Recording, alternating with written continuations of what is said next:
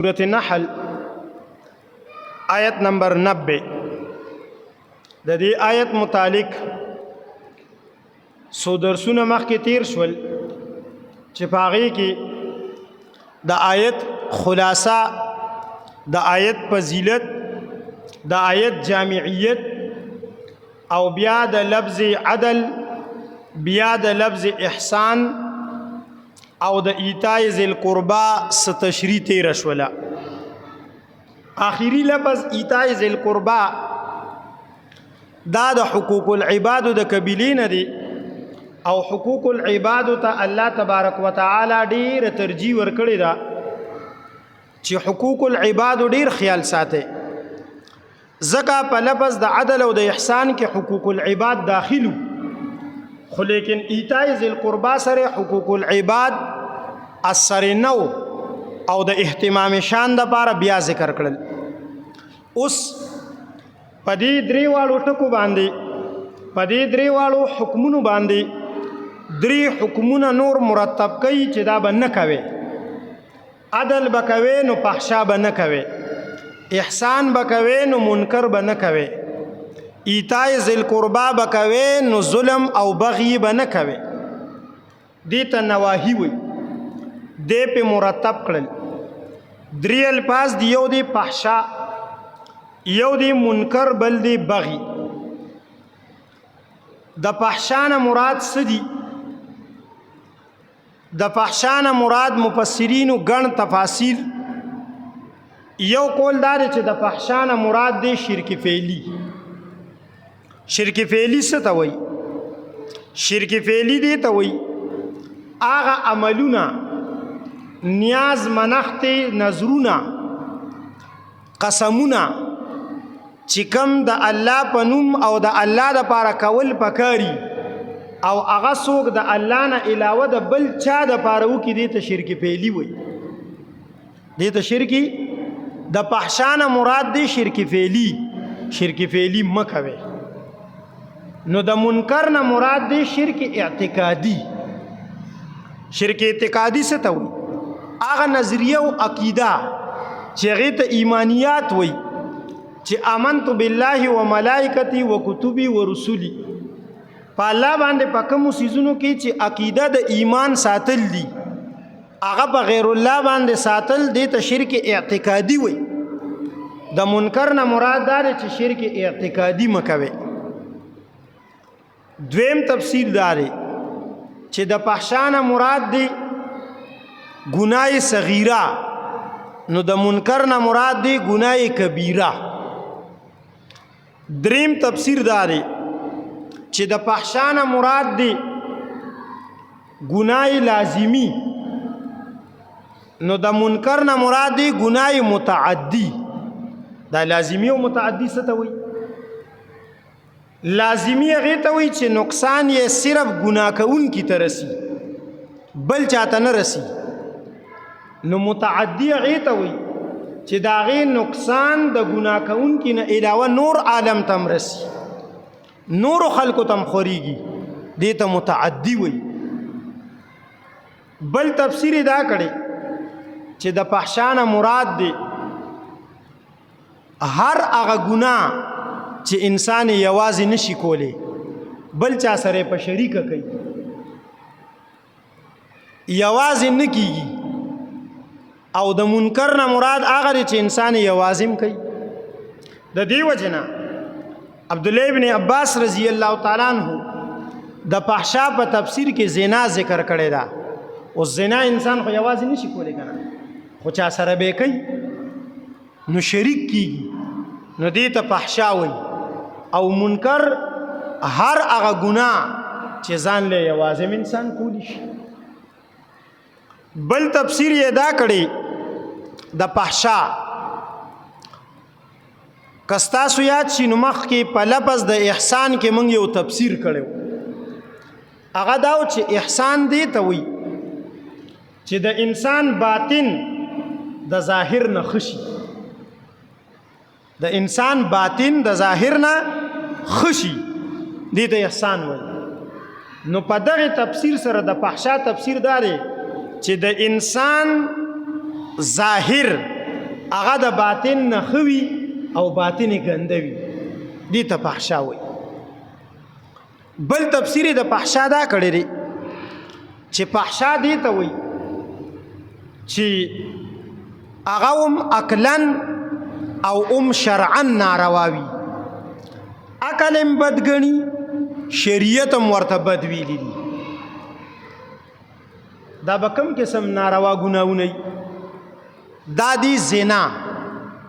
زنا د آدم علیه السلام نه راواخلي تر د نبی کریم صلی الله علیه وسلم پورې په هر دین کې عقلاً هم ناروا ګڼل کېدله.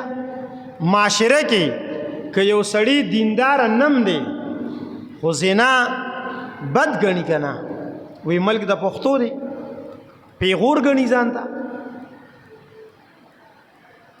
دغه شانتې غلا، ډاکا، دروغ ویل دا هغه ګناهونه دي چې دا عقلاً هم منع دي.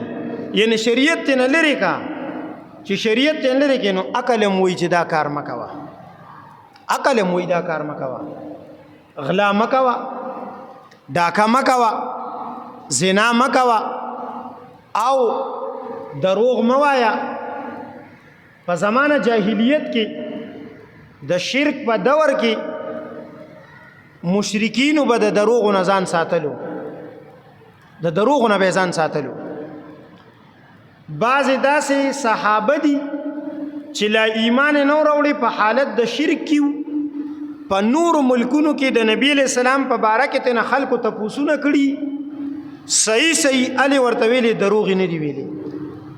ولې دروغ نه دی ویلې؟ وی اسې نه چې دې سړي ته سبا پته ولګي نو زما په باره کې به دې څه وایي. نو دروغ عقلاً جرم او ګناه دې ته فحشا وایي، دې ته فحشا وایي. چې کوم څیز عقلاً او شرعاً دواړه ناروا دي دې ته فحشا وایي. نو منکر بسی چې صرف شرعاً ناروا وي. یو څیز دی شریعت ورته ناروا ویلې ده، که شریعت ورته ناروا نه ویلې نو بیا ناروا عقل ناروا نه ګڼله. لکه سود شریعت ورته ناروا وي، عقل خو چې کوم دی نو ناروا نه ګڼي. ولې؟ چې ګټه ده که نه. ټول معاملات خلک د ګټې دپاره کوي، ټولې پیسې خلک لګوي دپاره د دې چې ګټه پې وکړي، خو شریعت ورته ناروا وي. لکه شراب، اوس که شریعت ورته ناروا نه وی ویلې خو د یو پاک سیز نه جوړ شول، د انګورو د کجورو نه جوړ شول، د سکلو سیز دی، طاقتورم دی، مستیم انسان کې راولي، دا ټول خو شریعت ورته ناروا وي. چې شریعت ورته ناروا وي نو لہذا اوس چې کوم دی نو څه دی؟ ناروا دی. نو دا دې ته ویل کېږي منکر. منکر هغه چې هغه چې کوم دی نو صرف شرعاً ناروا وي، او فحشا به هغه وي چې عقلاً او شرعاً دواړه چې کوم دی نو ناروا وي. یا چې کوم دی نو دا دی چې د فحشا نه مراد صرف زنا ده، صرف زنا. نو د منکر نه مراد ټول ګناهونه دي د زنا نه علاوه. څونه ګناهونه چې دي دا دي. د فحشا نه مراد زنا عبدالله ابن عباس رضی الله عنهما غشته ده. سورۃ نساء کې د دې ټکی تشریح ما یو پیر کړې وا، یو ځای کې بل ځای راغلی وا، سورۃ احزاب کې به ان شاء الله راځي. دا لفظ د فحشا په قران کې په دریو طریقو استعمال دی. یو دا طریقه ده دلته چې دی الفحشا الف لام په داخل شوی دی. دویم داری چې دی سره دا الف لام په نی داخل، صرف فحشای فحشا. دریم داری چې دی سره ټکی د مبینه راځي، فحشا مبینه، فحشا مبینه. د درې واړو خپل معنا ده. کله چې داسې راشي چې الفحشا لکه چې دلته راغلی د دینه مراد به زنا، کله چې بغیر د الف لام او بغیر د مبینه د قید نه راشي د دینه مراد به مطلق ګناهونه، هر څنګه ګناهونه. او چې کله دې سره د مبینه ټکی راشي نو فحشای مبینه ویل کېږي، د طبیعت نه خلاف او بد اخلاقی او زبان درازی لکه ښځه چې خاوند ته جواب ورکوي زوی چې پلار ته جواب ورکوي لور چې مور ته جواب ورکوي دې ته فحشای مبینه وایي بیا ته دا مراد یو تفسیر چې کم دینو دا دی چې فحشا چې کم دینو هغه دی چې هغه عمل وي که هغه قول وي او که فعل وي خبرې وي او که عمل وي او منکر هغه دی چې هغه صرف او صرف ناروا خبرې وي غلط خبرې وي بد اخلاق خبرې وي کچا خبرې وي کچا نو دې ته ویل کېږي چې کم دینو منکر نو دلته دا ذکر کړل خلاصه دې څه شوه دا څومره تفاسیر چې وشول خلاصه دا شوه چې دا آیت خو مونږ وی جامع آیت دی که نه نو ټول ګناهونه یې منې کړل غلې منې کړله ډاکه یې منې کړله زنا یې منې کړله ناپ تول کې کمی یې منې کړلو دروغو قسم یې منې کړل دروغ ویل یې منې کړل دغه شان چې کم دینو چاته دوکه ورکول دې چې کم دینو منې کړل ناجایزه د چا حق وهل دې منې کړل دا ټول چې کم دینو په فحشا او په منکر کې داخلو با لہذا فحشا او منکر دواړه یو داسې ټکي دي چې دا شامل دي هر قسم ناروا ته چې انسان کې څومره ګناهونه او د ګناهونو څومره څه قسم لارې دي هغه ټولې بندې کې وې دا مه کوه دریم قسم یې پرې پاسه راوړو بغي څه ته وایي ظلم ته وایي سرکشۍ ته وایي زیاتی ته وایي بغاوت ته وایي دې ته بغي وایي چې د فحشا او د منکر نه مراد هر قسمه ناروا شول نو د ظلم نه مراد به هر قسمه ظلمي د ټولو نه لوی ظلم دا څه څیز دی لوی ظلم شرک دی کفر دی سورۃ لقمان کې به راځي ان الشرک لظلم عظیم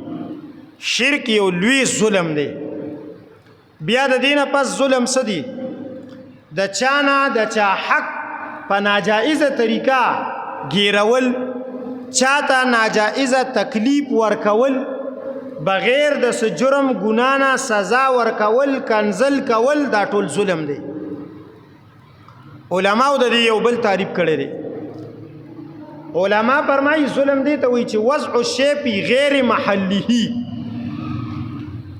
یو سیز د هغه د خپل محل نه علاوه په بل محل کې ور اچول پیدي پاک سیز دی کنه په ګندلوخي کې دی واچول نو دا څه شو ظلم شو عبادت حق د الله دی بل چاته دی وکړو نو حق د الله دی یوړو بل چاته ذکر کو بل چاته ثابت کړو نو دا ظلم دی نو د ظلم ټول قسمونه دي پکې ټول قسمونه او ظلم حدیث شریف کې راغلی دی الظلم ظلمات یوم القیامه ظلم په قیامت پر ورځ باندې د تیرو په شکلی انسان په تیرو کې راګیږي رڼا به ورسره ني تیندکونه به وي د غری به وي ظلم داسې چیز دی حدیث شریف کې راغلی دی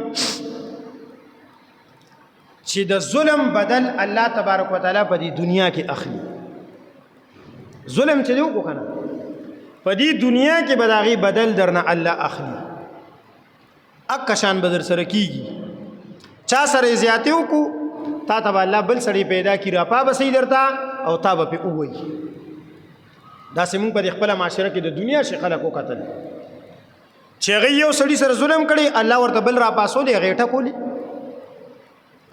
نو ظلم خسیز نه دی ظلم سره معاشره کې فساد او بیګاړ راځي قرآن کې الله تبارک وتعالى ذکر کوي چې چا باندې ظلم او شو چا باندې ظلم نو دی مظلوم ته الله اجازت ورکړي چې ظالم ته خیری وکي خیری ورته کولی شي اسی خیری نه دی پکار خو چې چا در باندې ظلم وکړو ته بې وسه نو بیا مظلوم ظالم ته خیری کولی شي. د شپږمې سپارې په آغاز کې ویلو لا يحب الله الجهر بالسوء الا من ظلم. نخوخی الله تبارک وتعالی خیری خو لیکن چې پچا ظلم وشي نو بیا دغه مظلوم به ظالم ته خیری کوي، بل سلار شته نشته کنه. حدیث شریف کې راغلی دی مظلوم چې کله فریاد وکي الله ته نو په دغه وخت د الله عرش اړکی. الله تبارک وتعالی وی زما د خپل عزت او په خپل جلال قسمی، زما د خپل لوی قسمی، زما د خپل زورورتیا قسمی چې ستا بدل به زه اخلم، ستا بدل به زه اخلم. مظلوم ته پکار دی چې الله ته فریاد وکي. قرآن کې الله ذکر کوي که مظلوم ته الله وس ورکو نو د ظالم نه خپل بدل غستی شي. وَإِنْ عَاقَبْتُمْ فَعَاقِبُوا بِمِثْلِ مَا عُوقِبْتُمْ بِهِ.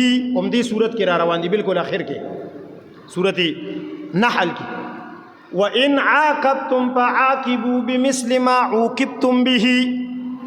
که تاسو بدل اخلي نو ګوري بدل به دومره اخلي چې څومره پتا باندې زیاتې شي. که چا سوک درکړي نو سوک به ورکې، که چا لته درکړي نو لته به ورکې، که چا درنه یو مړی کړي نو یو مړی به ته کې.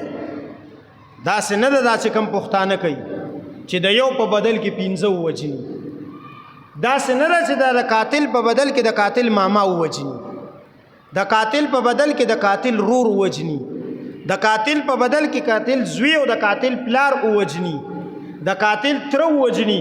دا بیا ظلم دی، دا تا ظلم وکړو، دا مظلوم ظلم وکړو.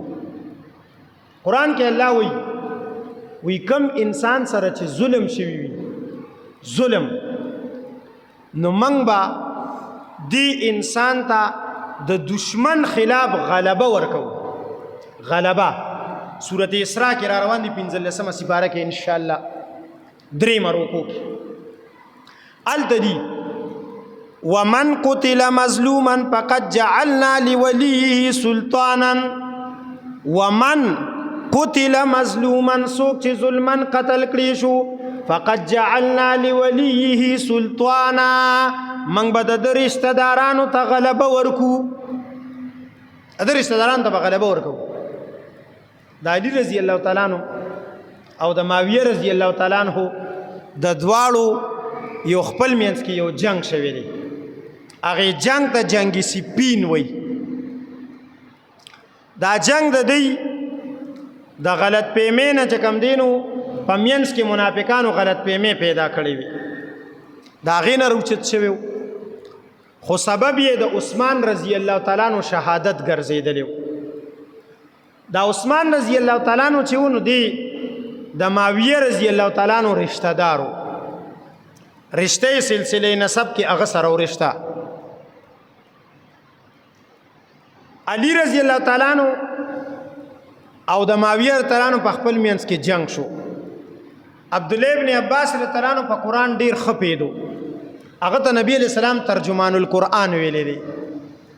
صحابه ورته ترجمان القرآن وی، د قران مترجم، د قران مفسر. هغه د جنگ نه مخکې وی په دې جنگ کې په حق علی دی، په دې جنگ کې په حق علی دی، خدا جنگ به ګټي معاویه. رستو ته چاته پوسو هغه جنگ معاویه تران مو ګټلو. رستو ته چاته پوسو وې دا تا څنګه وی. قران کې الله ذکر کړی دی ما په قران باندې لک خلق پی کړی دی، لک خلق. عبد الله ابن عباس رضی الله عنه فرمایل انا من القلیل وی زباغ لګو کې یم، زباغ لګو کې دک آیت ورته وی د سورته اسراء ومن قتل مظلوما سوک چې ظلمن قتل شو فقد جعلنا لوليه سلطانا من بعد هغه چې کم دینو رشتہ دارانو ته غلبه ورکو. دا معاویه د عثمان رشتہ دارو او عثمان تلانو ظلمن قتل شوی او د دې جنگ اصل بنیاد د عثمان تلانو بدل غستلو. اصل بنیاد هغه بدل اغستلو. معاویه تلانو چې د عثمان بدل اخلو. علی تلانو فسادات را ګډ شوی لګ انتظار کو. اول حکومت کنټرول کو. اول چې کم دینو دا نظام را کنټرول کوو چې کله نظام په کنټرول کې راشي نو د او منګه فاسدان ټول وپیژنو او قاتل د غیر قاتل نه جدا شي ارس بالکل ښکاره شي نو قاتلان به ټول قتل ایو قاتل نو 4,000 کسان قاتلان به ټول قتل کو نو عبدالله ابن عباس رضی الله عنه په دغه بنیاد باندې فرمایلی و د مخکې نه او اوشول اکشان نو دا ظلم نو د ظلم ته الله تبارک وتعالی مغلوبه کوي او آخر غلبه هغه چې کوم دی د حق وي او د مظلوم وي تاسو ګورئ په کومو ځایونو کې چې ظلم شوی دی نو الته الله تبارک وتعالی رستو مظلومینو ته غلبه ورکړې ده کنه افغانستان کې هم داسې وشول ډیرو ځایونو کې داسې شوي دي کشمیر کې ظلم شروع دی لیکن دغه مسئله نه حل کیږي ولی کشمیر چې چا په خپلو لاسو کې نیولې دی د پاکستان حکمرانان او سربراهان د ظلم کې لاس د هغوی دی ای پکې داخل دی چې کله د هغوی خلاف بغاوت وشي نو بیا به ته ګورې بیا به چې کوم دی نو سي بیا به مظلوم ته الله تبارک وتعالی غلبه ورکوي اصل ظالم په کشمیر کې هغه هم دکه ګرځېدلی دی چې څوک د مظلوم سره ولاړ دی په سب کې اصل ظالم دی ګرځېدلی دی ظلم ټول دی کوي لګیا دی نو چې کوم ځای کې داسې وشي نو هلته کې بیا لږ وخت لګي پکې نو دا ذکر کوي وینها او الله منې کول کوي عن الفحشاء د بې حیایي نه د ناروا نه بې حیایي هم پکې داخل ده بې حیایي د زنانو بار ګرځېدل د زنانو چې کوم دی بې برکې ګرځېدل د زنانو په کوڅو کې او په دروازو کې بل نورو پردو سړو ته تیتا او تا کول د زنانو چې کوم دی د پردو سړو سره په موبایل باندې رابطې کول او چې کوم دی نو خبرې اترې کول او بازار ته تلل او د پردو سړو سره په دکانونو کې ګپې شپې لګول دا ټول په فحشا کې داخل دي الله د فحشا نه منع کړی ده دې ته حیا وي او چې داسې څوک کوي هغې ته بې حیایي وي ای ته بې حیا وي والمنکر او د ناروا نه والبغي او د ظلم نه یو تفسیر د دې کومه خو هغه تفسیر شیعګانو کړی دی صرف د دې لپاره کوم چې تاسو ته شیعګانو اصلیت معلوم شي باقی تفسیر نه دی هغه چون کې شیعګان د معاشرې بدترین کافران دي د صحابو ګستاخ دي او د اسلام نه خارج دي هغوی وایي د فحشا نه مراد ابوبکر دی او د منکر نه مراد عمر دی او د بغي نه مراد عثمان دی وی الله د ابوبکر عمر او د عثمان نه منقول کړي چې دوی پسې مزه دا غلط تفسیر هغوی په خپلو تفاسیرو کې کړی دی نو دا صحیح نه دی بعضې وخت کې نن سبا چونکې د موبایل زمانه ده دا مې صرف او صرف د دې وجې نه وي د موبایل زمانه ده په موبایل کې په محرم کې دا پوسټونه موسټونه اکثر پته نه لګي شیعګان پکې چې کم دی نو نقل کی سړی وګوري نو د سړي ذهن کې چې کم دی نو خبره راشي نو دا چې ته د دې خبرې نه واقف یې چې دا کار د شیعګانو دی یعظکم الله واعظ او نصیحت کوي تاسو ته واعظ او نصیحت درته کوي په آخر کې چې دا د کولو کارونه وکړئ او دا د نه کولو کارونه مه کوئ لعلکم د پاره د دې تذکرون چې تاسو نصیحت قبول کړئ چې نصیحت قبول کړئ او نصیحت درکې راشي الله دې عمل کولو توفیق راکړي